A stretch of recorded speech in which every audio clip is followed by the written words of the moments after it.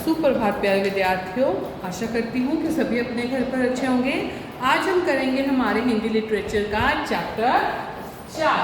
शुरू करने से पहले मैं आपको एक चित्र दिखाना चाहती हूँ जिससे आप जी हाँ, चैप्टर नंबर आज हम करेंगे हमारे हिंदी लिटरेचर का चैप्टर नंबर 4 जिसका नाम है।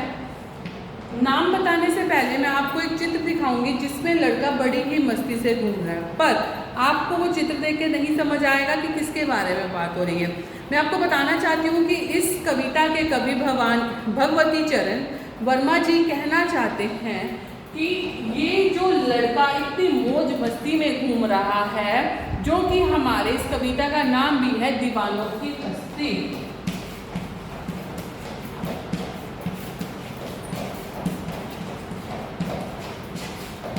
ये हमारे दुनिया के संसार के सैनिकों के बारे में है, सैनिकों के ऊपर आधारित है कि वो कभी भी किसी में कोई वैर भाव नहीं रखते।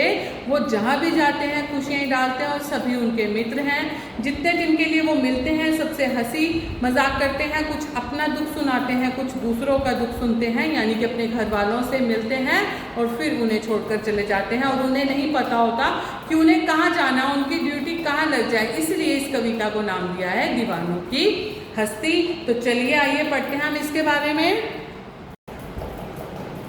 देखा आपने इस चित्र को?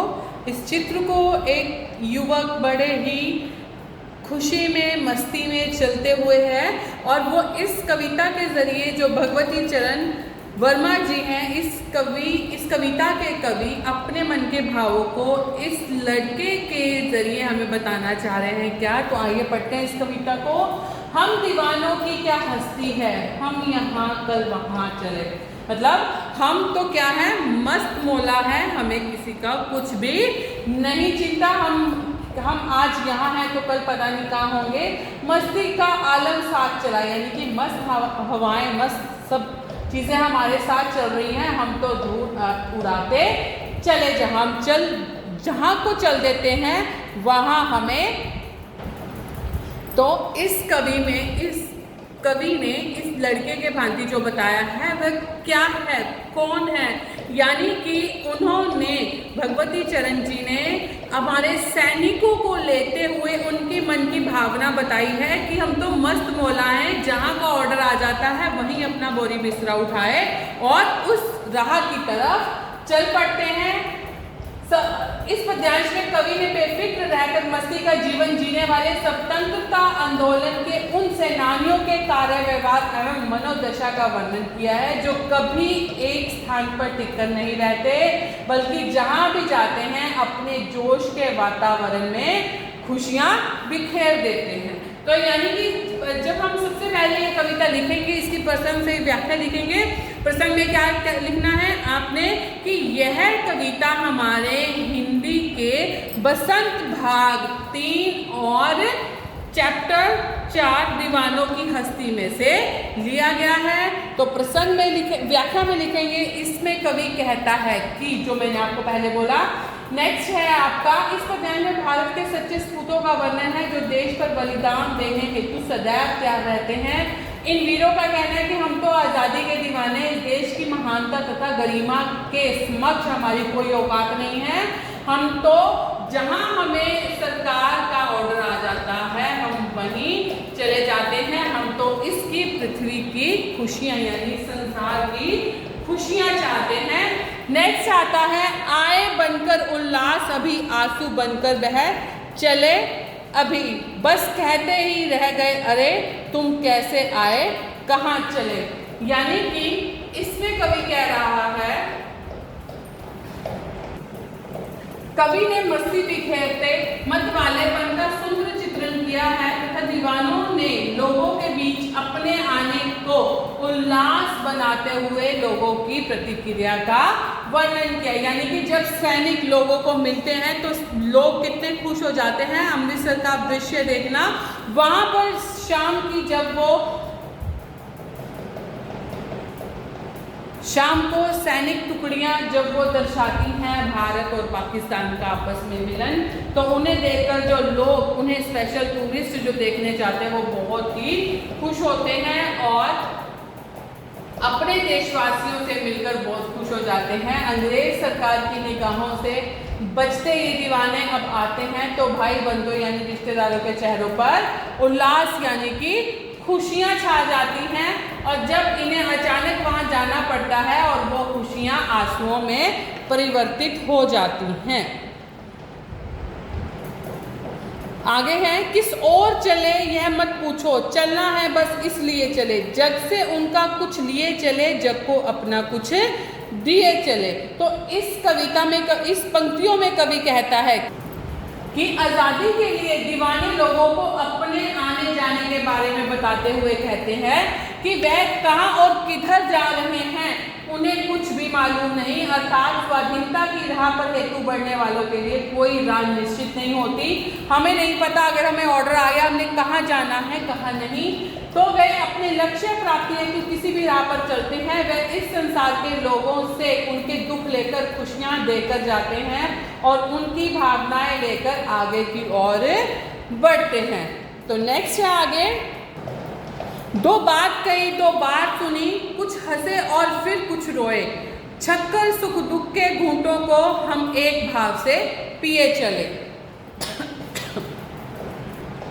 यानी कि इस पंक्तियों में कवि कहता है कि वो आए, हमसे मिले, उन्होंने हमसे बात की, हमने उनसे बात की, कुछ हंसे भी और कुछ रोए भी, छक्कर सुख दुख के घूंटों को, यानी कि एक दूसरों के साथ हमने दुख सुख साझे किए। मस्ती भरा जीवन जीने वाले दीवाने संसार के लोगों से मिलते हैं और कुछ कहते हैं और कुछ दूसरों की सुनकर हंस रो लेते हैं, जी भरकर सुख दुख के अनुभवों को सहते हैं। वे सभी को समान भाव से ही देखते हैं, अर्थात सुख दुख दोनों के समान होते हैं।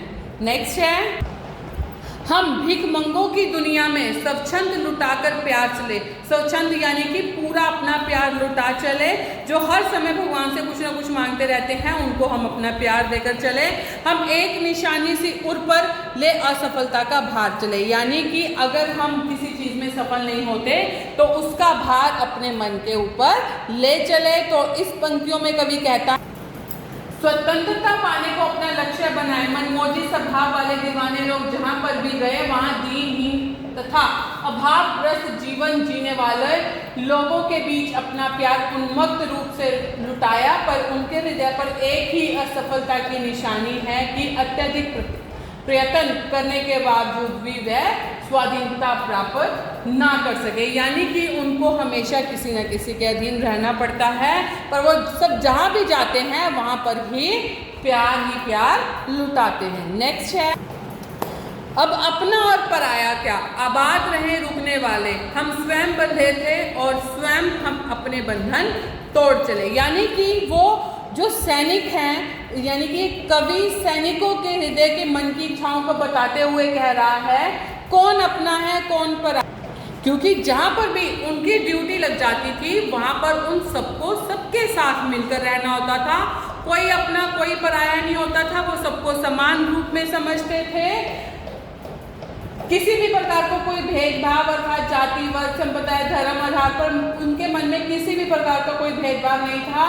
वे तो यही चाहते थे कि लोग हंसी खुशी भरा जीवन बताएं। उनका मानना है कि वे अपनी इच्छा से जीवन के नियम तथा बंधन तोड़कर स्वयं स्वतंत्रता के लिए कुर्बान होने की ओर लड़ रहे हैं। यानी कि जो लोग सैनिक जो आर्मी फोर्स में जाते हैं उनका माइंड और दिल, दिमाग और दिल दोनों ही बहुत हार्ड होते हैं, स्ट्रेट फॉरवर्ड, स्ट्रेट सीधे पंचुअल, बहुत ही कानूनों का पालन करने वाले वो लोग होते हैं। उन्हें ना मरने से डर लगता है ना ही अपने छूटने से डर लगता है। जब उन्होंने आर्मी फोर्स को ज्वाइन कर लिया तो समझो उनका जो जीवन है वो देश के लिए अर्पित है।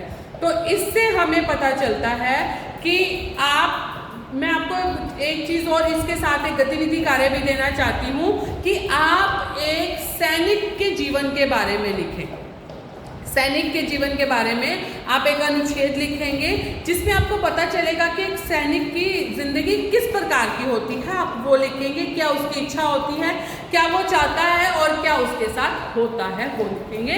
तो इस कविता में कवि हमें ये बता रहा है कि जो हमारे सैनिक हैं वो मस्ताने दीवाने होते हैं, जहाँ जाते हैं खुशियाँ बांटते हैं, कोई उनका अपना कोई पराया नहीं होता, सब जहाँ भी जाते हैं वहाँ हंसी और खुशी बिखेर देते हैं। तो ये थी हमारी कविता दीवानों की हस्ती। इसके बाद हम करेंगे पहले चैप्टर नेम, चैप्टर नंबर, चित्र, कठिन शब्द, वाक्य बनाओ और क्वेश्चन आंसर। धन्यवाद।